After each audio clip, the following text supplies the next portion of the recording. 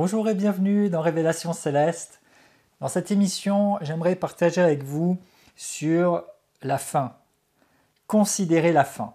Nous sommes quelquefois nostalgiques de choses anciennes ou de choses passées et ça ne devrait pas être le cas puisque la Bible nous montre que la fin vaut mieux, que ce qui vient est meilleur que ce qui était.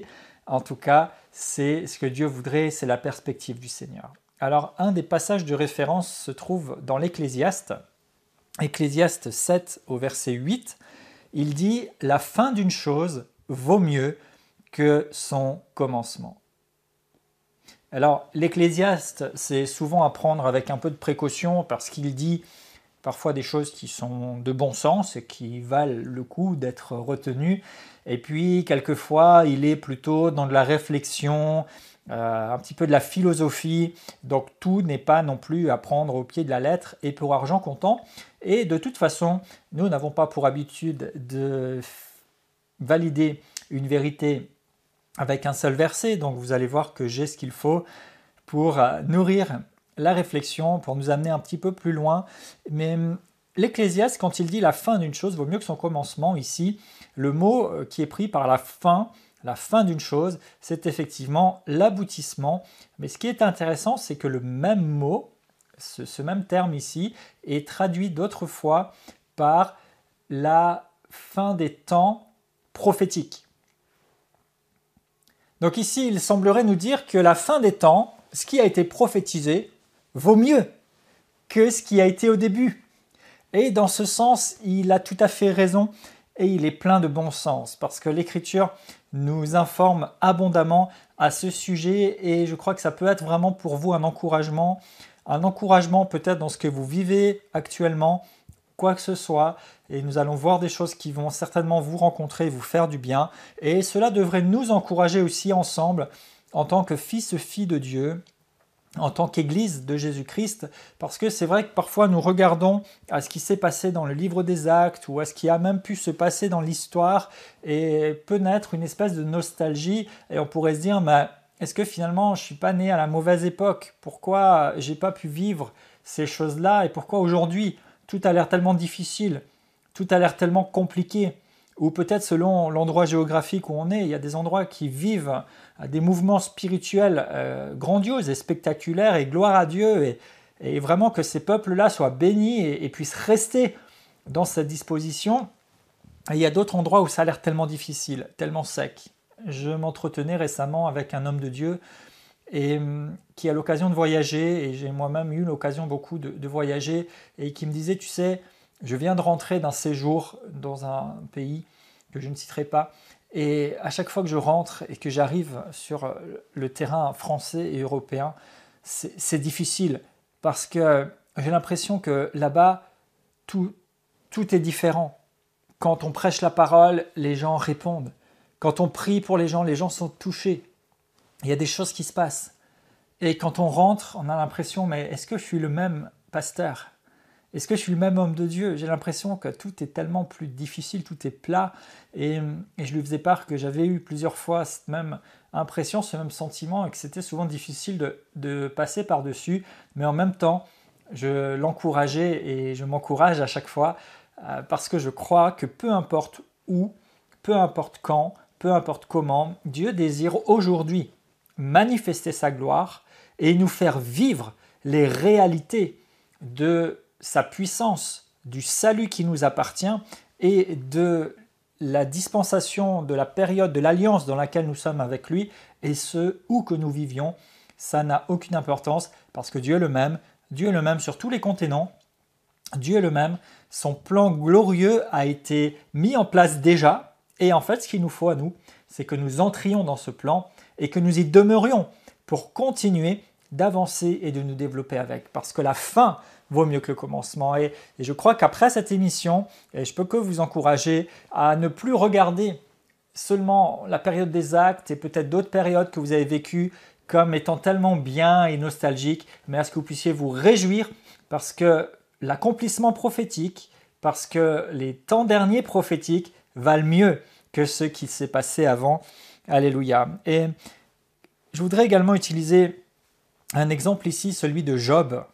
Job est l'exemple par excellence. Rien que prononcer ce nom, je suis sûr que ça éveille chez vous des choses. Et souvent, quand on parle de Job, on va dire « Ah, le pauvre Job, c'est vrai, il avait toutes sortes de choses et puis il a tout perdu. Il s'est retrouvé sans rien, même sa famille, même sa femme lui a dit « Mais t'as qu'à renier Dieu et puis ça sera terminé. » Et il a été complètement dépouillé. Et c'est le souvenir universel que les gens ont de Job et de son histoire. Sauf que ce n'est pas la fin de l'histoire. La fin de l'histoire, vous pourrez relire, c'est que Job a été restauré.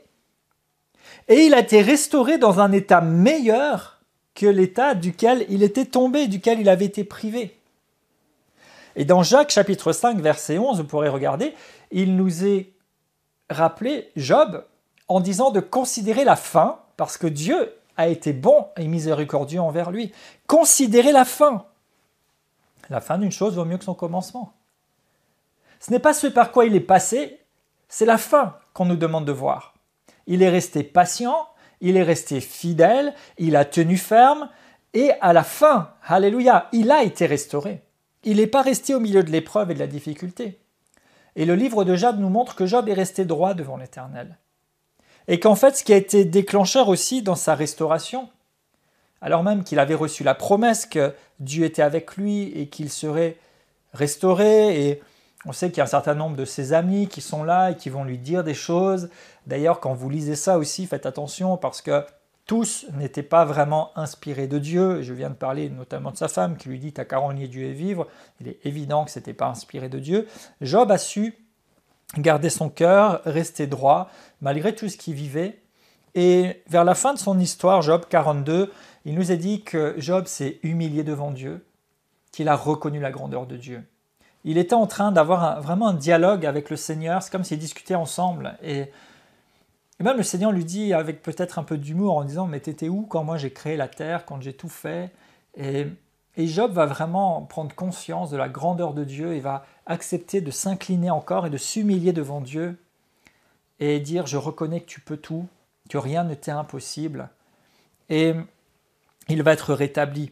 Et l'Écriture nous dit qu'il a été rétabli à un état meilleur que Dieu lui a rendu. Dieu lui a rendu. Il lui a même rendu plus que ce qu'il avait perdu. Et il nous est dit de regarder sa fin.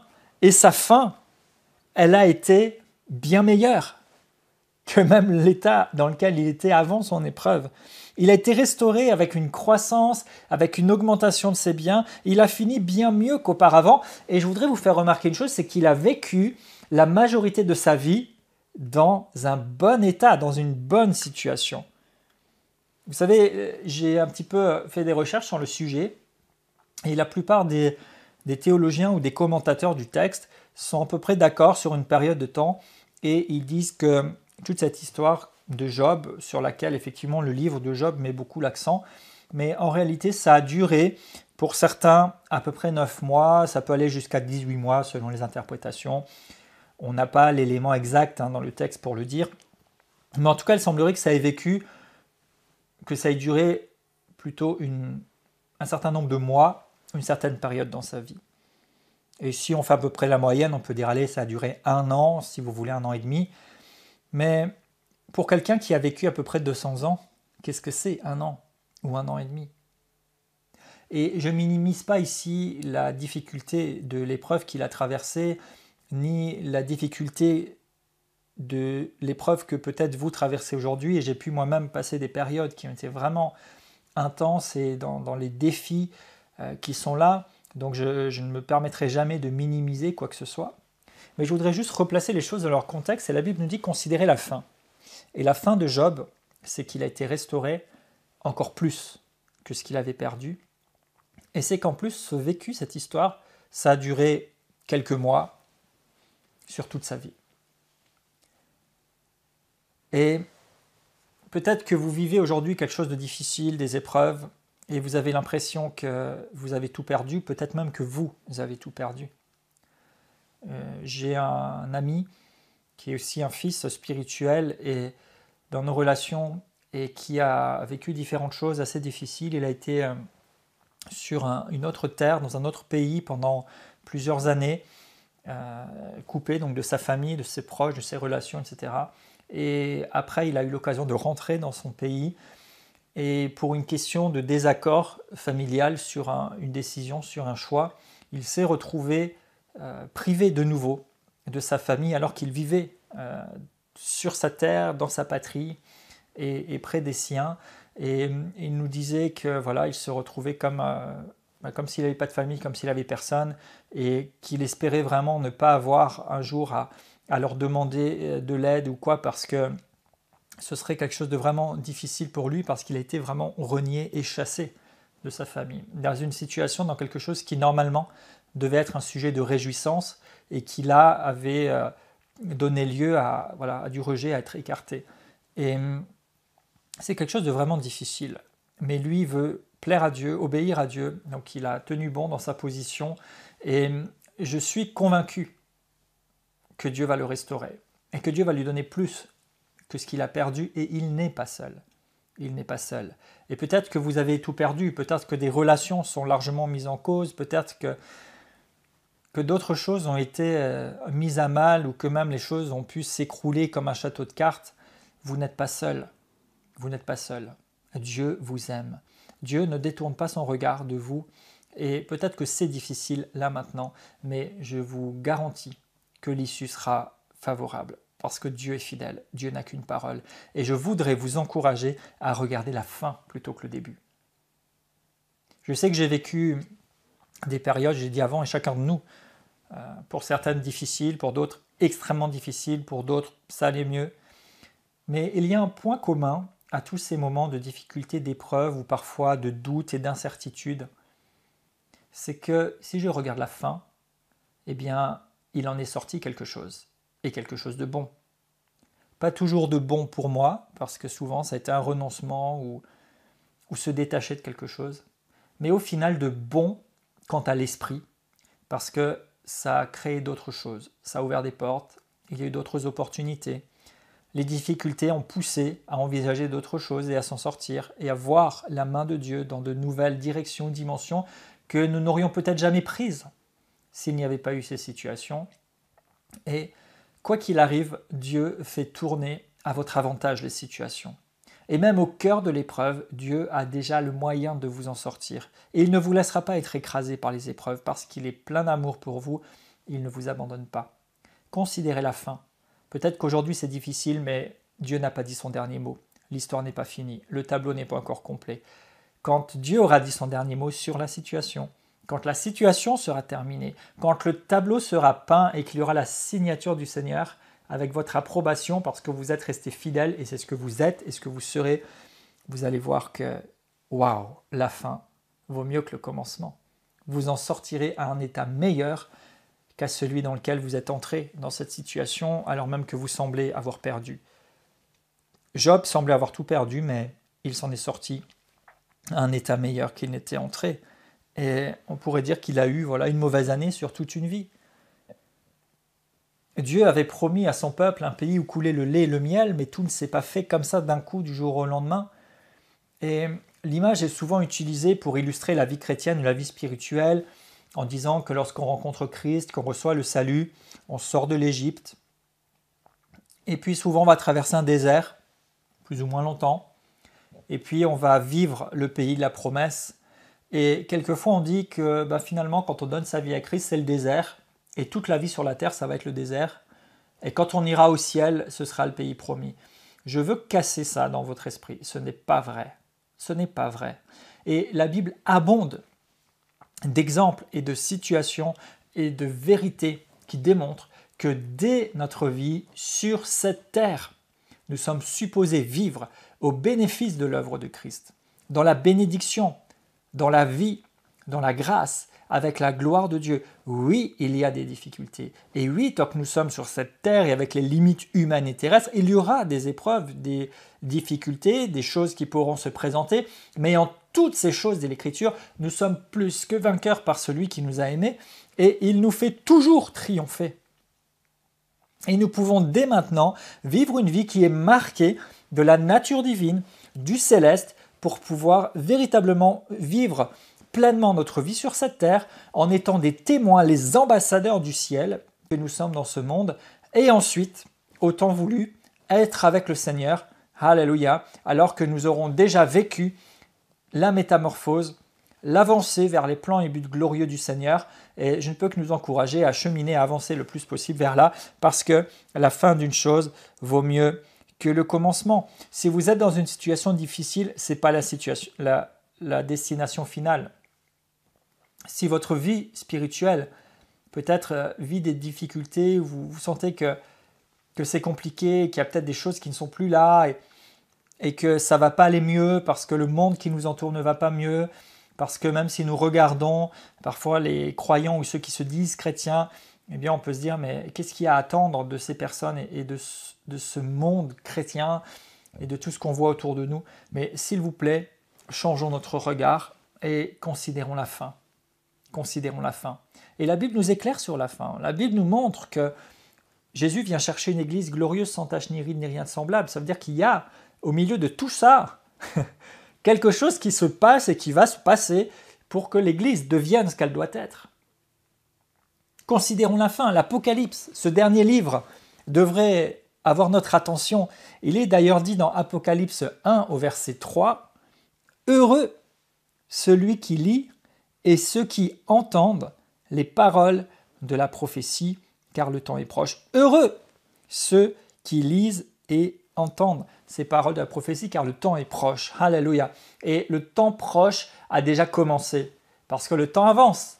Et entre le moment où l'apôtre Jean a vécu cette glorieuse vie, cette glorieuse visite des lieux célestes et cette glorieuse révélation qu'il nous livre dans ce livre, en nous parlant de Jésus-Christ tel qu'il est dans sa gloire, en nous parlant de la part de Dieu aux différentes églises, et puis des événements qui devraient venir, et de l'accomplissement parfait du plan de Dieu pour l'humanité et le règne dans lequel nous entrerons parfaitement éternellement, mais dans lequel nous sommes déjà entrés et participants avec Jésus.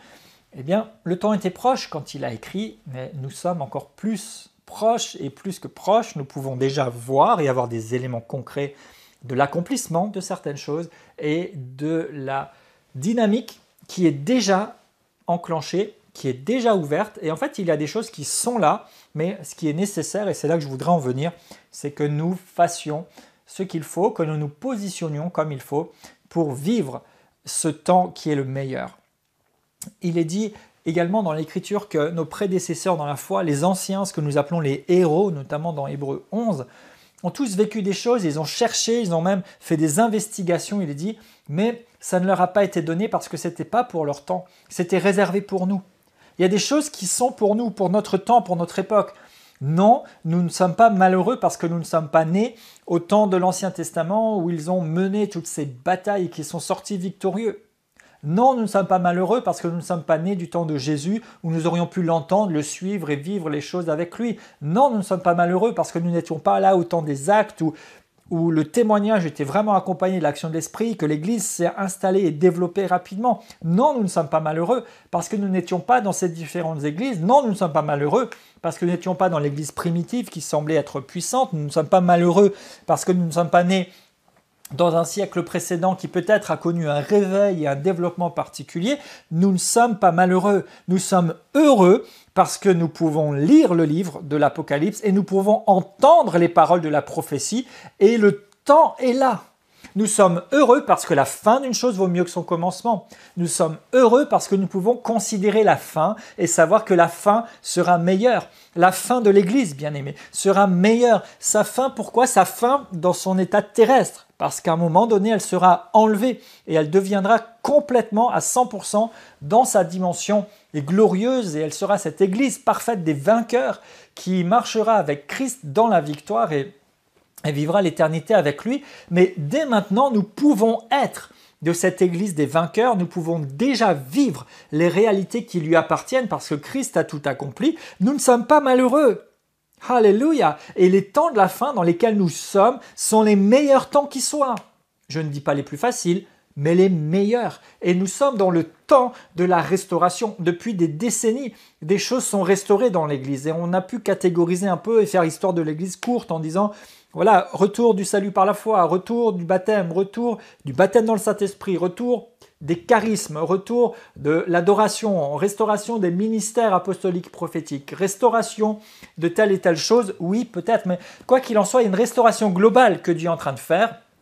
Et à aucun moment on est censé mettre ça dans une case et puis dire voilà, il y a eu, il n'y a pas, on est d'accord, on n'est pas d'accord, mais nous sommes supposés nous laisser emporter et aller tendre ensemble vers la fin, vers l'accomplissement final. Alléluia. Et l'accomplissement final est glorieux parce que nous serons avec le Seigneur dans sa gloire de façon parfaite et complète quand il viendra enlever son Église. Et nous aspirons après cette union parfaite avec lui, mais nous pouvons déjà vivre un certain nombre de choses qui nous appartiennent. Noé, un autre exemple, en son temps, est passé pour un fou. Dieu lui a parlé, il lui a dit, voilà, il va y avoir un déluge, je vais détruire la terre à cause du péché, construis une arche pour que vous puissiez être sauvés. Et ça a duré plusieurs années. Et les gens se sont moqués de lui, l'ont pris pour un dingue. Mais il a continué. Il a continué de construire l'arche, il a obéi à la vision de Dieu. Et peut-être que jour après jour, il regardait le ciel, il n'y avait pas de nuages, il n'y avait rien qui présageait quoi que ce soit. Et les gens se moquaient, les gens le prenaient pour un dingue.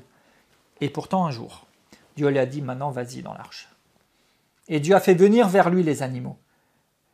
Et Dieu a fermé la porte de l'arche et il s'est mis à pleuvoir. Alléluia. Il a vécu pendant tout ce temps où il avait reçu la vision de Dieu, où il a fait l'œuvre qu'il devait faire, il a dû vivre les oppositions, il a dû vivre les moqueries, il a probablement eu l'occasion plus d'une fois de douter, d'être incertain, d'être dans la retenue, mais à chaque fois, il a dû se ressaisir parce qu'il est allé jusqu'au bout et il a construit cette arche. Et quand le moment est venu, la fin d'une chose vaut mieux que son commencement, on a vu que Noé avait raison et Noé, avec ses proches, a pu être sauvé et a pu inaugurer une humanité nouvelle et une alliance nouvelle avec Dieu quand la terre a séché et que Dieu a fait sortir Noé et ses proches de l'arche avec les animaux. Ça a fini par arriver. Peut-être que vous avez une parole de Dieu, une vision, quelque chose, et que les gens vous prennent pour des fous, pour des illuminés.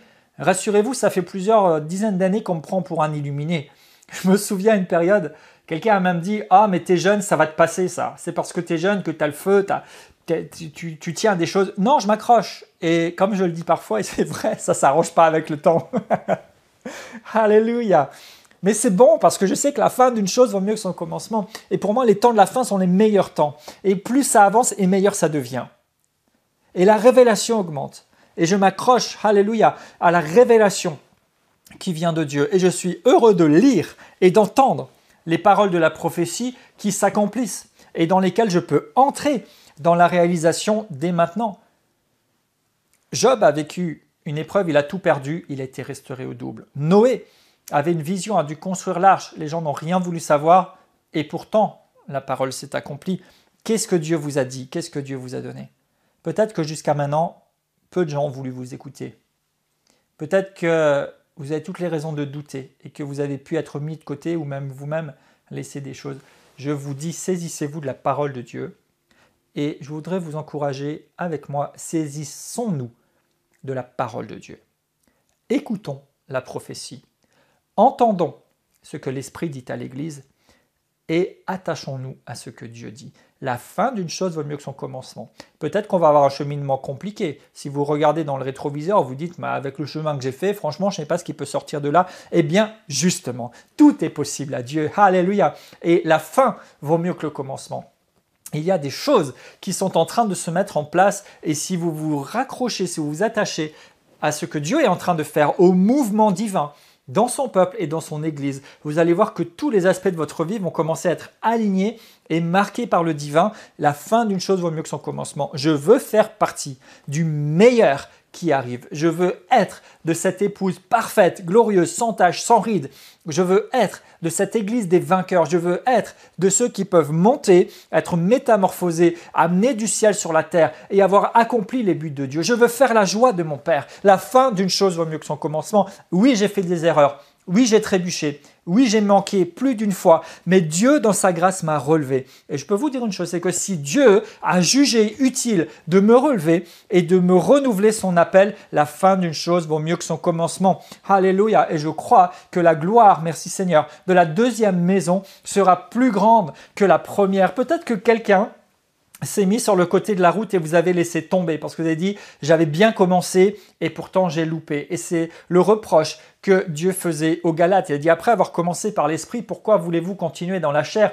Vous dites j'avais bien commencé et j'ai laissé tomber, c'est fini pour moi. Non, Dieu te dit aujourd'hui, alors que tu entends ma voix, peut-être que tu vois ces images, la fin d'une chose vaut mieux que son commencement. Ce n'est pas fini. L'histoire n'est pas finie. Tu peux aujourd'hui revenir simplement au pied du maître et repartir de plus belle. Non seulement il veut te restaurer ce que tu as peut-être perdu, ce que tu as peut-être gâché. J'ai gâché des choses, mais merci Seigneur, il y a des choses qu'il a déjà restaurées, il y a des choses que je n'ai pas encore vues, mais je sais parce que Dieu ne change pas et qu'il est fidèle, qu'il restaure et qu'il restaure à un état supérieur.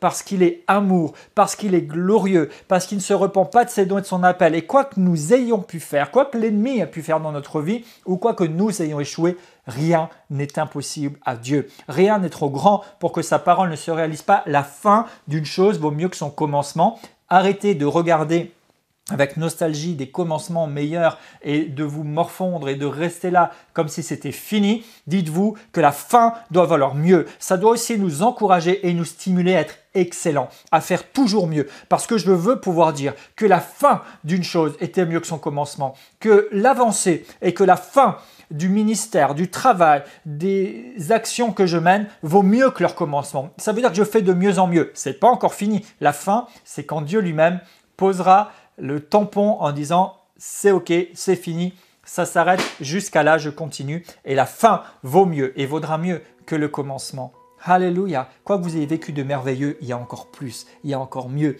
Restez animés, réveillez-vous, renouvelez en vous la passion et la volonté. La parole de Dieu nous dit que ce que j'ai contre toi dans l'Apocalypse, c'est que tu as abandonné ton premier amour. N'abandonnez pas votre premier amour. Aujourd'hui, vous pouvez vous repentir et décider d'être de nouveau plein d'amour pour Dieu. Il dira plus loin, tu n'es ni froid ni bouillant, puisses-tu être froid ou bouillant. Vous pouvez décider aujourd'hui d'être bouillant pour Dieu. Revenez à votre premier amour.